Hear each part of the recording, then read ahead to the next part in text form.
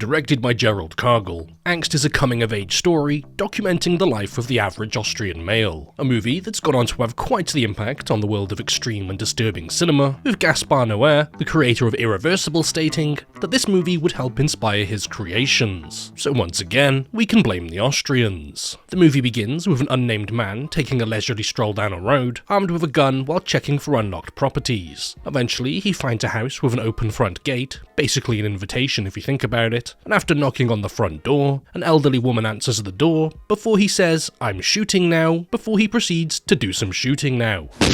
With this being a completely random crime, with there being no connection whatsoever to the victim, he attempts to come back at 2 AM later that night to try and savour it some more, where he's then promptly arrested by the police and sentenced to 10 years in prison, because I guess the Austrians don't really think the elderly are worth that much. Without learning the man's name, we learn some of his backstory and how he ended up committing a crime like this. As a child, he'd been fascinated with taking the insides of animals and putting them on the outsides of the animals, and after being sent away to a monastery to learn how to become a priest, the go-to method for fixing mentally unwell children, he was caught violently hurting animals and kicked out for it. Being sent back to live with his birth mother, he was physically beaten by his stepfather in the hopes of beating the sadism out of him, and at 14 years old he would be abused by a 45-year-old woman who would have him tie her up and whip her, something which would fuel his desire to hurt and kill women later in life because he had so much fun doing it as a child. And after being caught repeatedly torturing animals, he tried and failed to stab his mother to death and was sentenced to 4 years in prison due to his inability to use a knife properly. After he's released, he continues to torture and kill animals until his urges eventually lead him to the front door of that old woman because he simply loves old women so much. 10 years pass and the unnamed psychopath manages to stay out of trouble and is released from prison. Not only is he released, but his extreme urges that he's been repressing are also released too.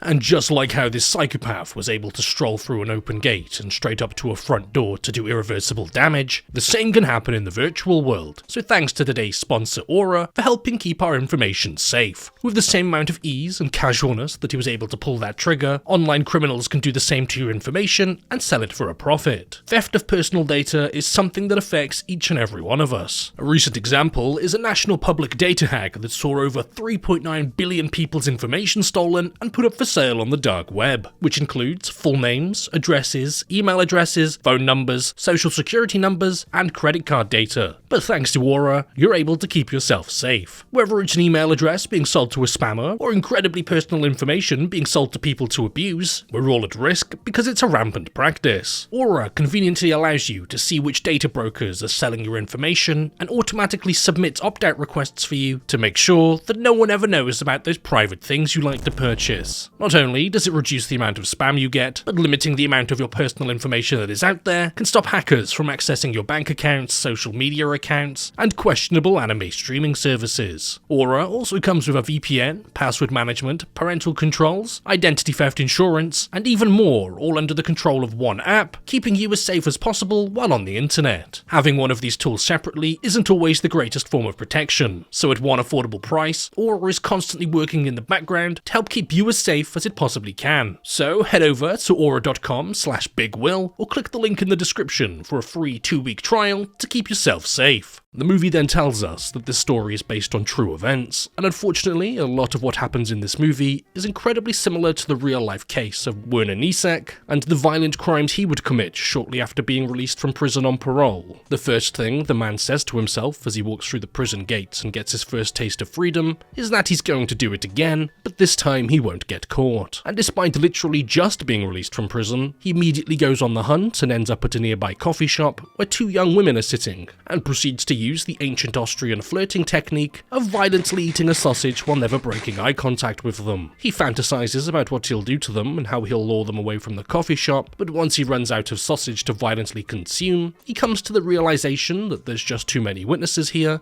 and his plan would never work. So next he gets into a taxi, which just so happens to be driven by a woman. Terrified that she'll crash the car or something, he starts to untie his shoelace that he's going to use to strangle the woman with, but she realizes that there's something wrong when this fully grown man takes an unusually long amount of time to tie up his shoelaces, causing her to suddenly pull over, resulting in the man taking off in a panic and running into the woods, as there's nothing more terrifying than being confronted by a woman. After running away from his arch nemesis, he manages to compose himself before coming across a house, what appears to be an empty and secluded house, his perfect location. And not understanding the basic concept of front doors, he breaks open a window and climbs into the back of the house, before grabbing a kitchen knife and confronting a mentally challenged man in a wheelchair who refers to the psychopath as Daddy. He looks out of the window to see a car arriving containing an older woman, her daughter and their dog. And after hiding in the house waiting for them all to arrive, he has a face-off with a terrifying beast known as a small dog, before throwing his plan completely out of the window and sprinting into the room with everybody in, knocking the daughter to the ground, locking the front door, and teaching the wheelchair-bound man how to do a backflip. He then restrains the daughter to a door handle by her foot for some reason, and after an awful lot of effort, he just about manages to restrain a pensioner, but not before almost losing to a frail old woman. He sits down for a well-deserved rest after wrestling with a geriatric, giving the son the opportunity to crawl his way up the stairs while doing his best impression of a slug. Finding him up the stairs, the man proceeds to confuse him for a mattress and proceeds to lie on top of him for some reason, before attempting and failing to strangle the man to death with his own tie. Failing to strangle the man who doesn't even contain the comprehension to resist. After failing to do that, despite the man just looking back at him in confusion and saying "Papa," he instead decides to drown him in the bathtub that the daughter had begun to run earlier. He comes downstairs, uncomfortable and unhappy due to the sensory nightmare of having wet clothes, and is displeased because his plan has not gone the way it was supposed to. It has all been too frantic for him, and nothing like he imagined for the past 10 years. He wants it to go at a much slower pace, so he'll be able to savour the drama of it. So being forced to change up his plan on the spot to accommodate what he wants, he plans on taking the mother upstairs so she can see her son taking a bath all by himself, so he can enjoy her reaction. But it seems that he's already achieved the double kill, as she's died of a heart attack. Also he thought, as the daughter then tells him that she's sick and needs her medicine. Medicine that's apparently able to make her respawn. You need a little revive! After taking the daughter to the kitchen to retrieve the medicine, he attempts to give it to the old woman, but becomes irate when putting literally all of her medicine in her mouth at one time doesn't seem to do the trick. So in retaliation, he decides to play a game of how far can I throw this pensioner. Make sure you let me know your high scores in the comments. The daughter had used this opportunity to hide, and as soon as she gets her chance, she sprints right through a glass window due to not understanding how sound works. She runs down into an underground passageway beneath the property, but the man is able to catch up to her and repeatedly stabs her as the dog attempts to bite him to try and remind him that he left the bath running. With no way out, the daughter is killed in a frenzied rage when the man proceeds to then start sucking the blood out of her severed artery like some kind of strange Austrian vampire. He then throws up because her blood tastes a bit too much like pennies, before proceeding to violate her corpse and fall asleep on top of it with his trousers down until the sun comes up. Covered in blood and emerging from the tunnel bothered by the sunlight like an actual vampire, he returns to the house to move the bodies. Not because he's going to clean up the crime scene and cover his tracks, no, because he wants to keep them for himself. An idea which seems to greatly excite him. He begins fantasizing about new victims and locking them in a room with the corpses in order to try and mentally torture them to the point where they die of fright.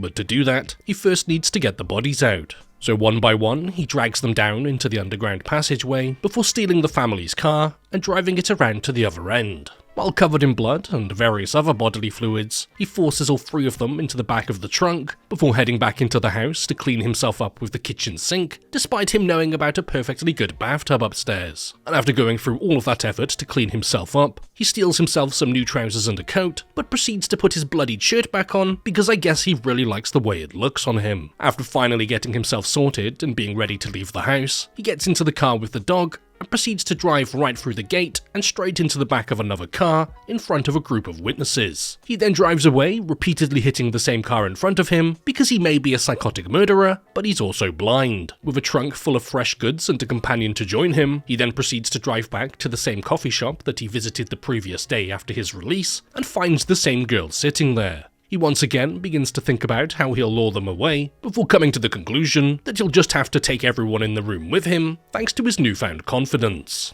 He heads outside to feed his new dog, something which everyone wants to see him do apparently, so they all follow him out, just as the police arrive to inspect the car for damage. They ask him for his registration, but after he fails to give them a valid reason as to why he can't show it them, they make him open the trunk of the car, something which he willingly does, as he's excited at the prospect of terrifying them all after they see what's inside.